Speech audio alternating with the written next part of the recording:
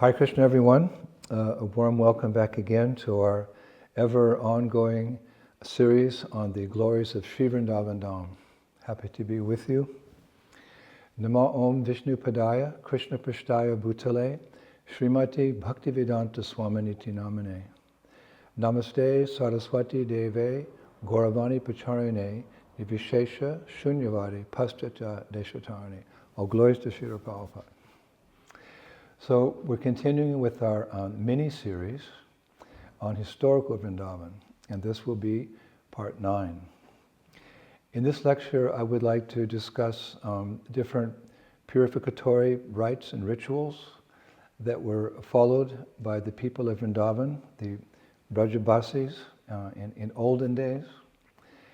By olden days, we're actually referring to the period after the 6 Goswamis came and restored Vrindavan by locating its lost holy sites, writing books on the science of devotional service, and establishing temples. During and after that period, many people, let us say many devotees, moved to Vrindavan, and a particular culture grew on the basis of the teachings of Lord Chaitanya.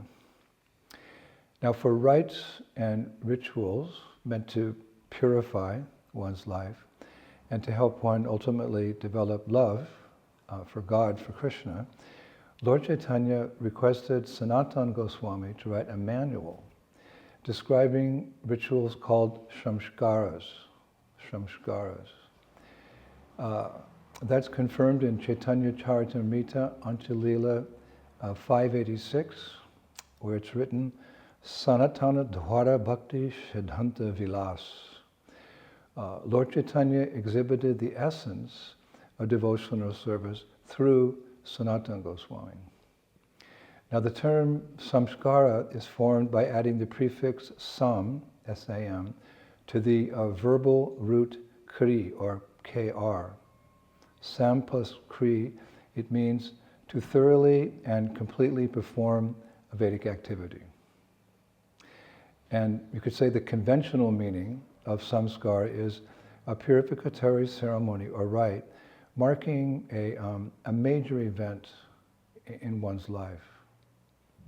Now, because of old age, Sri Sanatana Goswami gave this duty to Srila Gopal Bhatta Goswami because he was younger, as well as being a Pandit from South India, he knew the Vedas very well. So to fulfill this order, Gopal Bhatta Goswami wrote a book called Sat Kriya Shara Dipika. Sat Kriya Shara Dipika. This book, you could say, is a guide for the Vaishnava community on the path of proper conduct, which is called Sadachara. And this book, this very important book, it has 2 sections. Sat Kriya Shara Dipika, which is consisting of 10 samskaras to be performed by householder Vaishnavas, as well as a part called Shamskara Dipika, the process by which the renounced order is to be accepted. Now, the samskaras mentioned are actually still followed today in the homes of devout Brajabasis. So I thought today we can discuss some of them and appreciate how a tradition of old historic Vrindavan has been carried down and practiced to the present day. So there are a number of samskaras. First of all, there are the prenatal samskaras, which are, well, to begin with, the Garbadan Samskara. This is a samskara performed before conceiving a child, in order to bring a saintly person into this world. Now, Garbadan Samskaras are also called Garba Lambanam. Garba Lambanam, which literally means, it's really nice, attaining the wealth of the womb. Attaining the wealth of the womb. Then there's the Pum Savana Samskara. It's engendering a male issue. In other words, it's a samskara to conceive a child that's a male. It's not meant as a discrimination for conceiving a girl child. Rather, previously in Vrindavan, in Vedic culture, every family wanted at least one male child so that the parents could be taken care of by that child in their old age. This feeling is expressed very nicely by Devahuti in Srimad Bhagavatam, 3rd canto, 23rd chapter, verse 52. There we hear Devahuti speaking. My dear Brahmana, as far as your daughters are concerned, they will find their own suitable husbands and go away to their respective homes. But who will give me solace after your departure as a sannyasi? So families were hoping for at least one male child to take care of them when they got older. Then there's the Simanto Nayana Samskara, which means the hair parting. The significance of this ritual is to wish for a healthy development of the baby and for also a safe delivery by the mother. It's a samskara where the lady parts her hair and there's a fire yagya, etc., for those purposes. Then, as life goes on, because these samskaras are performed at different stages of life, there are the childhood samskaras, beginning with the jata karma, a samskara at birth, the birth ritual is called. And then, very soon, there's the namakarana. It's the name giving, the name that you'll give the baby. This we'll discuss in detail a little bit later on because it's really interesting. Then the next samskara is called Nishkarama. It means when the baby is old enough, there's a ceremony performed for their first outing when they leave the home. Nishkarama literally means going out, coming forth. Going out and coming forth. It's when the baby leaves the house. Then, very popular in ISKCON, at 6 months, there's the Anapashana, which means the samskara performed when the baby takes its first solid food, not just milk from the mother, but the first solid food. And this really marks the first time a baby eats solid food. Typically, cooked rice or any type of grain. In ISKCON, we call it the grain-giving ceremony. Then, as the child grows up, another samskara, chuda karma, or chaul. Sometimes they say chaul. It means shaving the head. It's also known as mundhan samskara. And you could say it marks the child's first haircut. And not just a haircut, actually. In that samskara, they shave the head. Then, a little bit later, there's the karnaved, which karnaved means ear piercing. In this samskara, both male and female children, there's ear piercing. It's actually done for protection from diseases and for decoration, earrings. But primarily it's done for protection from diseases. But then we also put earrings in there. Then we come to the educational samskaras, beginning with Vidyaramba. There's a ceremony as the child begins to learn the alphabet. And as the child grows, there's the male child. There's the Upanayana. Upanayana means the child receives the sacred thread initiation. And in this old Vrindavan culture, the son is initiated at 8 years old by an acharya or a guru or the family guru with the sacred thread known as jhanu or Yagyapavit. Yagyapavit. It's all a little technical, but it's part of our process of Krishna consciousness, so we need to learn these things. Then there's the Vedaramba, the beginning of Vedic study. Vedaramba is a rite that marks the start, particularly of learning the Vedas.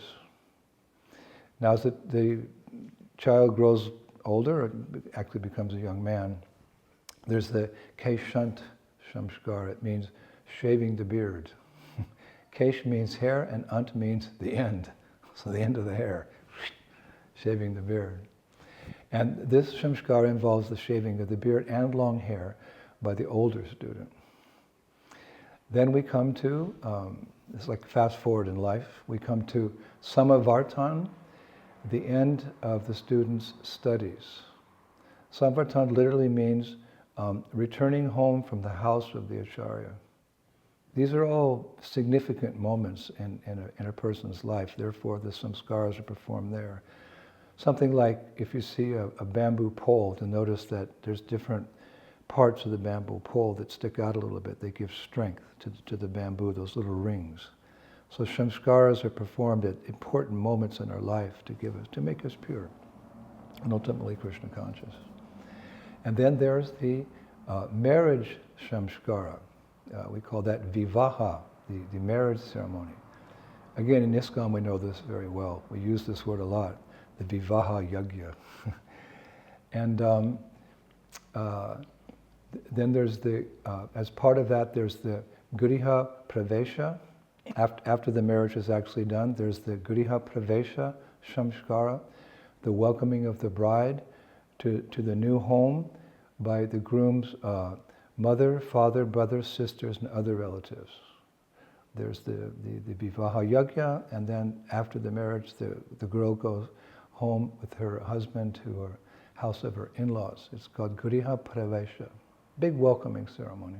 A little hard for her to leave her parental home, so she goes to the home of her in-laws. There's a big ceremony.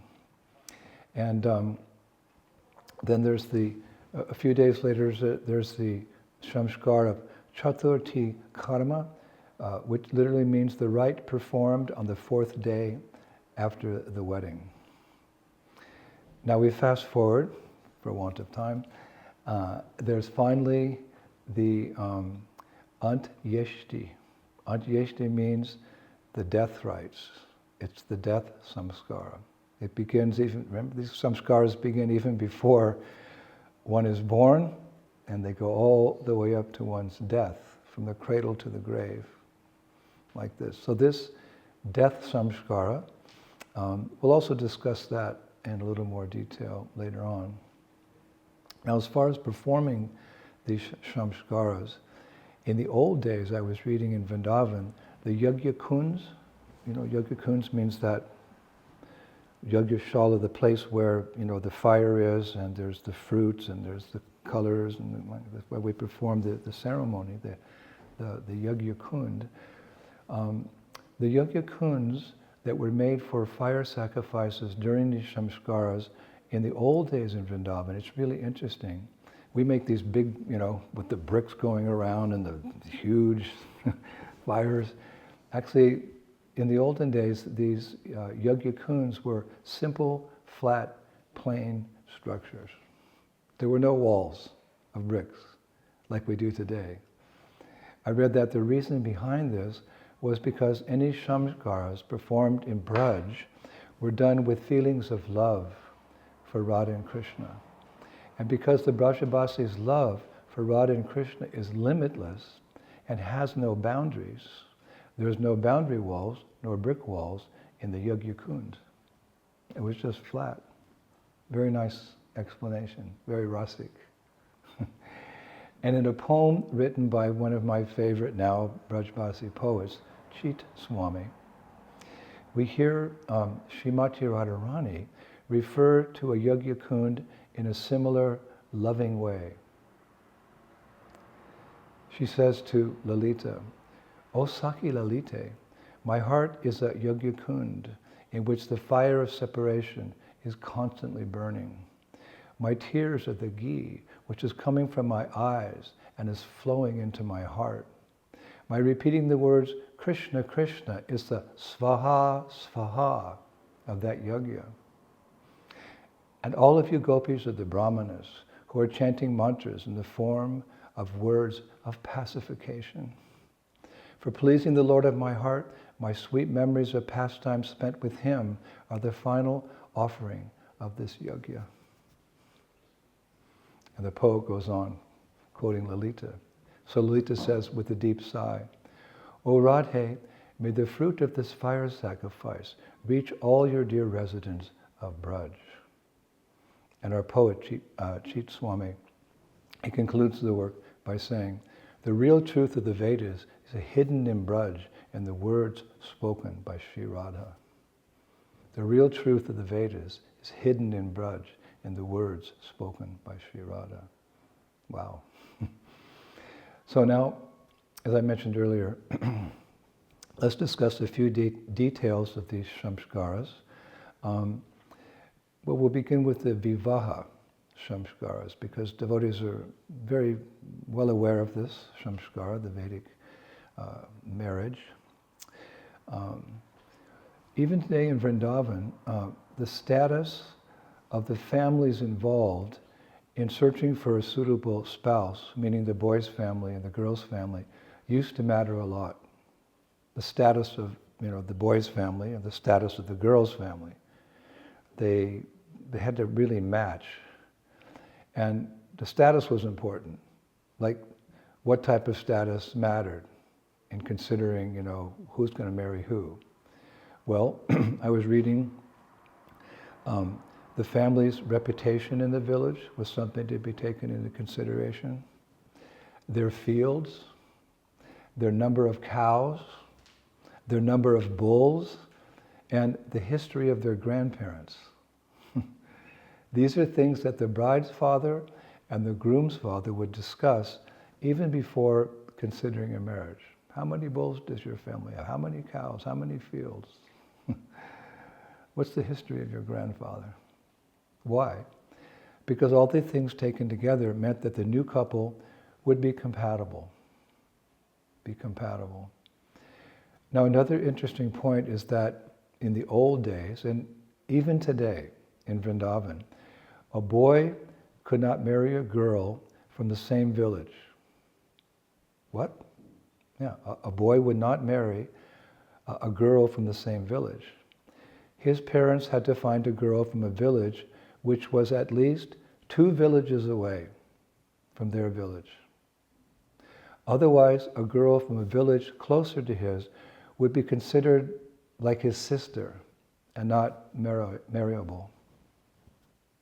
Because, well, whatever. Maybe because of association, you're close and you develop a relationship, and it's more like, because boys and girls don't associate intimately in Vedic culture, so then you would address another girl as, like mother or sister, like that. So a girl from a village closer to his would be considered his sister, and thus not marriable. Now, this particular tradition actually started in Krishna's time, when he was present on this planet. And how's that? Well, as a playful pastime, we call that Keli Leela. Krishna once playfully, married Sri Radha, and it was accepted as authorized, that playful pastime, because Krishna was from Nandagaon and Sri Radha was from Varshana, between which there are 4 villages. 2 near Nandagaon and 2 near Varshana. In other words, 4 villages separated. And actually, I researched it, and I can give you the names of those 4 villages which separated Nandagaon from Varshana. Sanket, Kazipur, part of Anjananok village, and Domi Luvana village. Those 4 villages. Now, as regards weddings, I heard from some old Brajabasis that in those times, weddings would start 7 days before the main ceremony. In other words, guests would come 7 days prior to the couple taking their vows of marriage, and everyone would enjoy a week of festivities leading up to the main program. And this is really interesting. It's one of my favorite parts, actually. That the day before the wedding, the bride in Vrindavan would visit 3 temples associated with Srimati Radharani. 1 in Raval, 1 in Varshana, and 1 in Yavat. The idea was that only when the girl to be married got blessings from Sri Radha would she start her new life. Hare Krishna. Now in those days, a married woman, this is something else I researched, in those days a married woman could only visit her father and her mother's house with the express permission of her husband and her in-laws. However, there were 3 days when she could go freely to her, let's say, her parental home without even asking her husband or her in-laws permission. And those 3 days were on the day of Raksha Bandhan. Raksha Bandhan means, well, actually it's the same day as Lord Balaram's appearance. On the day of Raksha Bandhan, she could go to her parental home without asking permission to tie a thread on the wrist of her brother for his protection from evil eyes. Number 2, she could go freely on the day of the birth of her brother's son. And finally, she could visit, without asking permission, the day of her father's departure from this world. That's not to say she couldn't visit her parental home. In fact, the girls often went to their parental home, but they asked permission first. But these other days are considered so important, she didn't have to ask permission. Now here's another interesting point. In old Vrindavan, after children were born, they spent much time, a lot of time, a significant amount of time, actually with their grandparents, so that they could learn, you could say, the roots of Vrindavan culture, Vrindavan's traditions, and the mannerisms of Brajabasis from their elders. Now, the privilege of, because we mentioned the samskara, the name-giving ceremony, the privilege of giving names to children was given to the sister of the father of the child. Nowadays, the parents' name or this person's names, but the privilege of giving names to children in Old Braj was given to the sister of the father of the child. And this tradition is actually, I heard, still followed today in Vrindavan. And this name-giving ceremony was a huge celebration, Nowadays, the parents or whoever will give the name, and they'll say your name will be, maybe a few people present.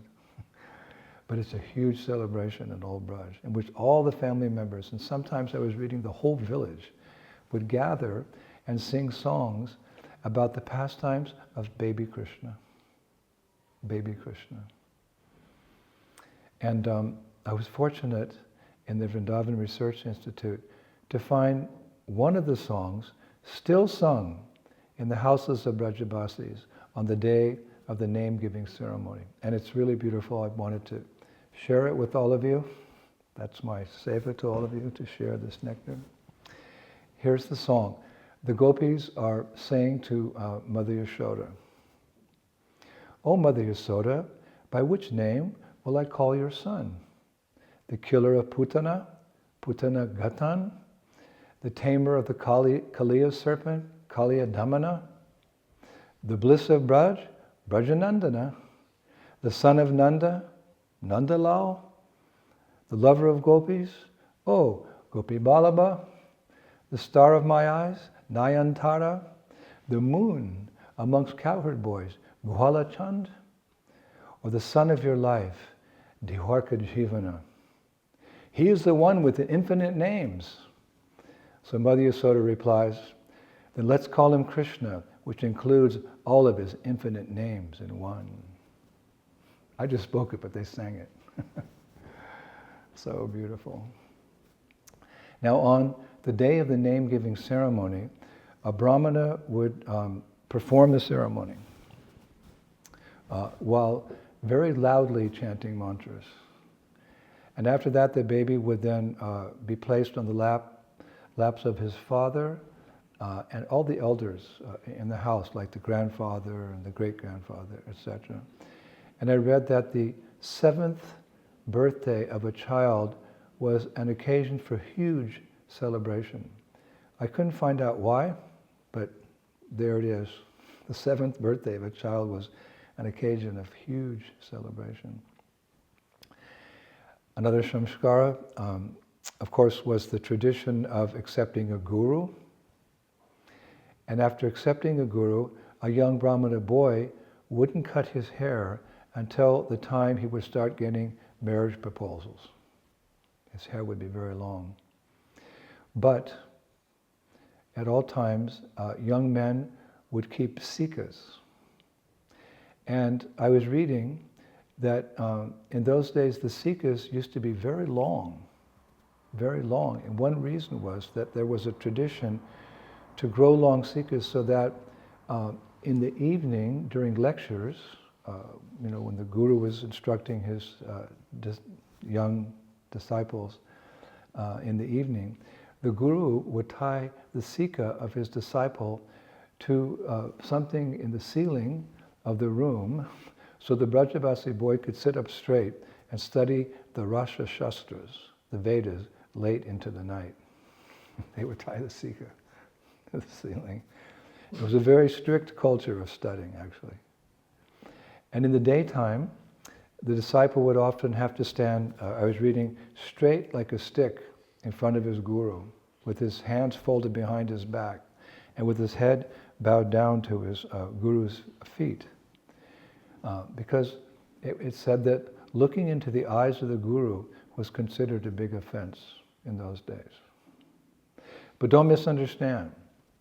There was a deep love and appreciation of the disciples for their guru and the gurus for their disciples.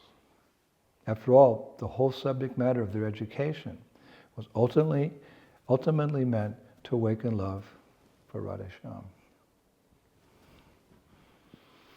So there's a poem written by, I call him our poet now because we quote him so many times, Paramanandas, in which he describes the glories of such a guru in Braj. It's so nice. This is how those disciples following a very strict way of life, because they were, by the mercy of the guru, they're awakening their love for Krishna. This is a way in which they think of him, and we find this in the poem of Paramanandas. He writes, the disciples thinking, "My dear spiritual master, may my body be your asana. Use my senses in your service. Make me dance to your instructions and destroy my pride with strong words." Then the poet concludes, "I, Paramanand Das, pray, O Guru, may your beautiful form always reside within my eyes." O Guru, may your beautiful form always reside in my eyes. Hare Krishna. Now, what's the other? Oh yeah, regarding the final rites, the Samskara of any Brajbasi in the old days. When a Brajbasi would leave their body, the dust of Vrindavan, mixed with the water of the Jamuna, would be placed in that person's mouth, or the mouth of that body. Then the body would be placed on a bed made solely out of wood from the forests of Braj, and the names of Radha and Krishna would be written all over that body with a paste made from Braj Renu, the dust of Vrindavan.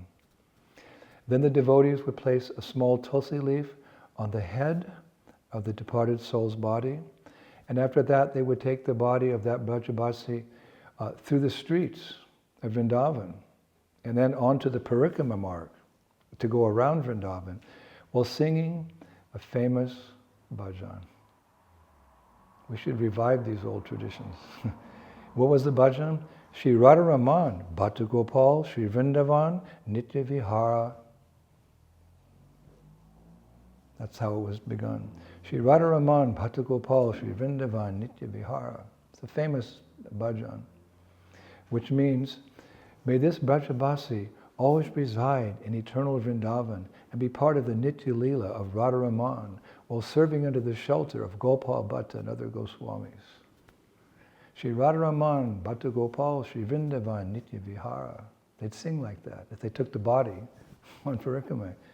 Everyone could hear as they're singing, may this Brajabasi always reside in eternal Vrindavan and be part of the Nitya Leela of Radharaman under the shelter of Gopal Bhatta and other Goswamis. Then throwing flowers up in the air, they would walk in procession down to the Jamuna River, and there place sandalwood covered with cotton dipped in ghee and camphor into the hands of that departed Brajabasi. Why? As their last offering to Shri Radha and Krishna in that body. Wow.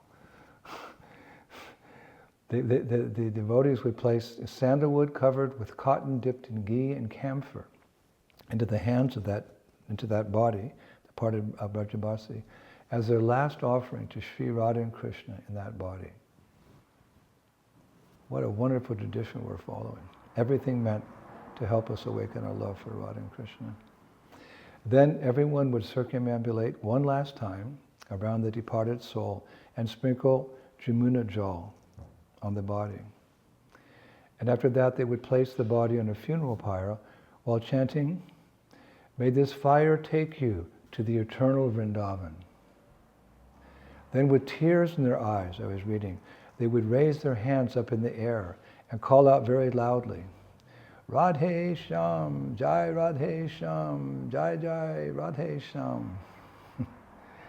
And the next day, a man who they would call him Anai, N-A-I, a man called Anai, he would go from street to street in Vrindavan and in a loud voice announce as follows: "That respected resident of Vrindavan who departed got the invitation to join the eternal pastimes of Radhe Sham."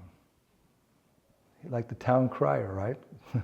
That respected resident of Vrindavan who departed got the invitation to join the eternal pastimes of Radhe Sham. And I was told that tradition still continues in Vrindavan. It's called Vrindavan Dham Ko Bhulao. Vrindavan Dham Ko Bhulao, which literally means an invitation from the eternal Vrindavan. Come join us. An invitation from the eternal Vrindavan. And then on the 15th day after the departure of that soul, family members and guests would gather and share their memories of that person. They'd take prasadam together, and after that they would go take a sacred dip in the Jamuna. So such was the culture of historical Vrindavan, where you could say birth was a festival, becoming a disciple was a festival, entering household life was a festival, and leaving Vrindavan to join Radha and Krishna in eternal Vrindavan was also a festival. It was all celebrated. Thank you, Prabhus.